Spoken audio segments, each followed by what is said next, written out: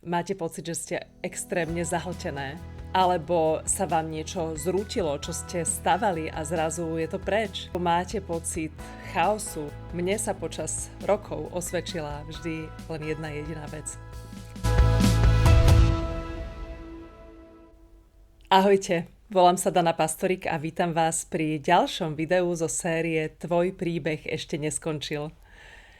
Poznáte niektoré situácie, kedy máte pocit, že ste extrémne zahltené, alebo sa vám niečo zrútilo, čo ste stavali a zrazu je to preč, alebo máte pocit chaosu, či toho, že vaše sny, ktoré ste chceli, po ktorých ste túžili, odrazu nie sú, alebo niečo nevyšlo podľa plánu?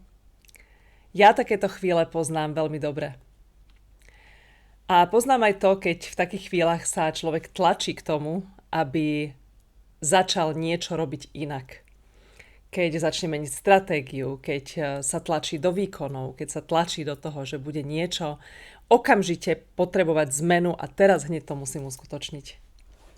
Väčšinou to však vedie len k väčšiemu chaosu, k väčšiemu pocitu zahltenia a k vyhoretiu. Mne sa počas rokov osvedčila vždy len jedna jediná vec. Keď sa cítim zahltená, keď mám pocit chaosu, tak najskôr sa potrebujem stíšiť a vrátiť sa sama k sebe. Mne pomáha úplne jednoduchá vec. Ísť von na terasu a buď si lahnúť na lehátko, alebo si sadnúť ku stolu a chvíľku len tak byť. Keď som bola zahltená a snažila som sa jednať, konať, niečo zmeniť, podávať výkony, tak to viedlo k hĺbšej a hĺbšej samote, pocitu prázdnoty. Ale keď som sa stíšila, tak som vždy rýchlejšie nabrala nový smer a odrazu som všetko videla inak. Poznáme to, keď máme chaos, keď veci nevídu podľa plánu, tak máme odrazu pocit, že sme sa vo všetkom ocitli sami. Že nás všetci opustili, že nás nikto nechápe. Ale možno je to len uhol pohľadu, ktorý potrebujeme zmeniť. Ale tá zmena nevie nastať v tom, že podáme ešte väčší výkon, ale nastane práve vtedy, keď pôjdeme do ticha, keď sa stíšime. Aj mne sa to nedávno stalo. Budovala som veci, ktoré nakoniec skončili úplne inak, než som si predstavovala. A mala som pocit, že sa mi všetko rozpadlo ako domček z karát. Že sa veci zrútili, že nefungujú, že som to robila zle. Aj napriek mojim snahám o to dostať sa z toho, zmeniť uhol pohľadu, niečo robiť inak, som upadala len do väčšieho a väčšieho pocitu smútku a pocitu, že ja už ďalej nevládzem. A viete, čo mi pomohlo? Pomohlo mi mať jedno pokojné ráno.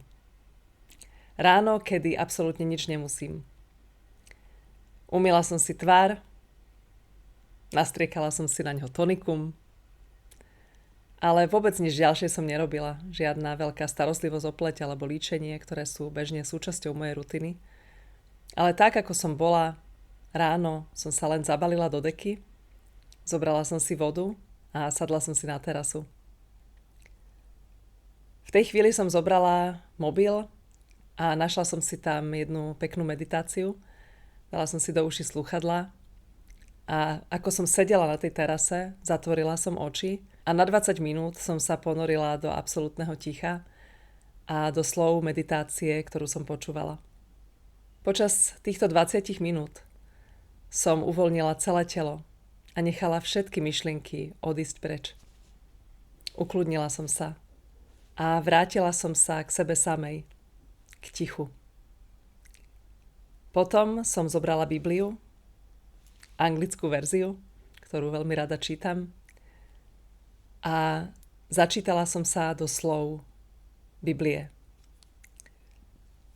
Tento ranný rituál, táto hodinka na terase, kedy som nechala všetko tak a kedy som len načúvala Božiemu hlasu, mi pomohla zmeniť uhol pohľadu a pomohla zmeniť aj veci, ktoré sa okolo mňa diali.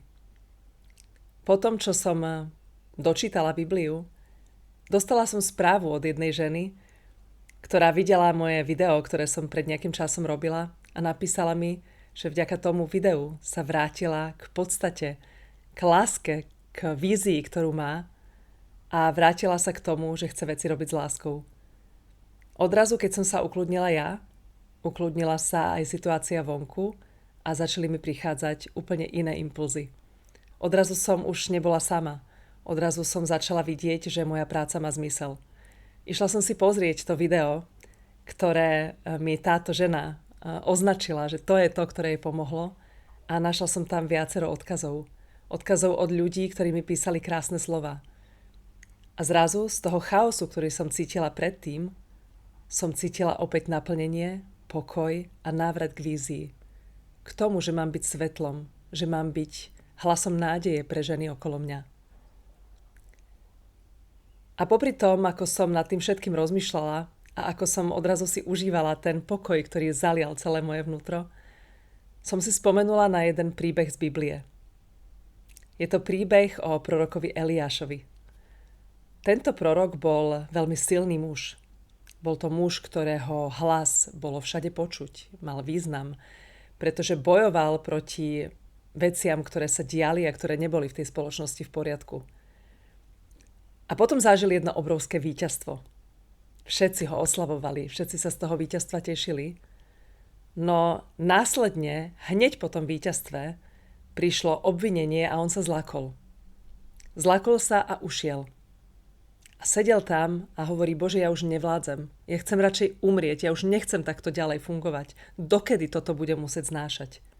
Silný muž, vážený v tej spoločnosti, ktorý bol príkladom pre mnohých, ktorý bol líder, ktorého hlas mal váhu a hodnotu, odrazu sedí a hovorí: Bože, ja už nevládzem. Ja už nechcem ďalej. Dokedy mám toto znášať? Vidíte? Aj silní muži v dávnych časoch zažívali to isté. Pretože sme len ľudia. A viete, aká bola reakcia Boha? On ho nezačal kárať, on mu nezačal hovoriť: no ale Eliáš, ty ako prorok by si mal, okamžite vstávaj a choď. Nie. Viete, čo urobil Boh? Poslal anjela, ktorý mu dal jedlo, doprial mu spánok, doprial mu poriadny oddych. A potom, čo si Eliáš oddychol, k nemu začal hovoriť tichým hlasom. Boh na nás nekričí. On hovorí tichým hlasom. A on, keď sme preťažení, nám dáva odpočinok. On vlieva do srdca pokoj, aby náš príbeh mohol pokračovať ďalej, ale v ešte väčšej vnútornej sile. Dnešným videom chcem aj tebe, ktorá to počúvaš, povedať, že nemusíš všetko zvládať sama a byť stále silná. Pretože keď máš pocit, že je toho už na teba veľa, tak si proste sadni a stíš sa. Vráť sa k svojmu vnútru. Popros Boha o pokoj. Ak ti je to blízke, tak si otvor Bibliu a čítaj si. Modli sa, medituj. Urob niečo, čo ti pomôže ten chaos upokojiť a vrátiť ťa k podstate. K tomu pokoju, ktorý keď cítiš a ktorý keď v sebe máš, tak veci robíš s úplne inými pohnutkami. Toto je dnešné posolstvo a ja sa teším na ďalšie video a ďakujem vám, že ste tu so mnou, že ste to počúvali, a ak máte okolo seba niekoho, komu by mohli moje slova pomôcť, kto možno práve niečo podobné zažíva, tak mu to video pošlite, prezdieľajte ho. Budem veľmi rada, ak moje slova pomôžu čo i len jednému človeku, aby našiel pokoj v rozbúrenom mori a kľud uprostred chaosu. Ak sa vám moje videá páčia, budem rada, keď mi napíšete komentár. Ja sa budem snažiť na všetky reagovať. Keď mi dáte like a keď dáte odber môjho kanála, aby sa tieto moje videá mohli dostať k viacerým ľuďom, ak vám pripadajú užitočné.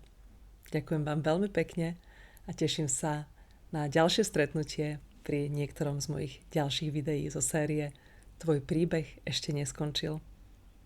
A ak chcete vedieť o mojom príbehu viac, ak chcete vidieť, ako Boh pôsobil v určitých chvíľach môjho života, tak nech sa páči, na stránke danapastorik.com je moja kniha Boh je iný. A v tejto knihe popisujem niektoré situácie, ktoré sa stali a ukazujem vám zázraky, ktoré sa diali aj počas tej mojej cesty.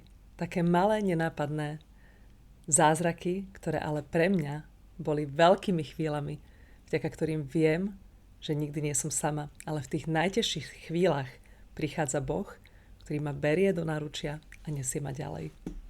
Poznáte príbeh Stopy v piesku? To je presne o tomto. V najtežších chvíľach tvojho života ťa Boh neopustil, ale kráčal tak, že ťa zobral na svoje ruky, keď už ty si nevládala a išiel spolu s tebou ďalej. Majte krásny deň, teším sa na budúce. Ahoj.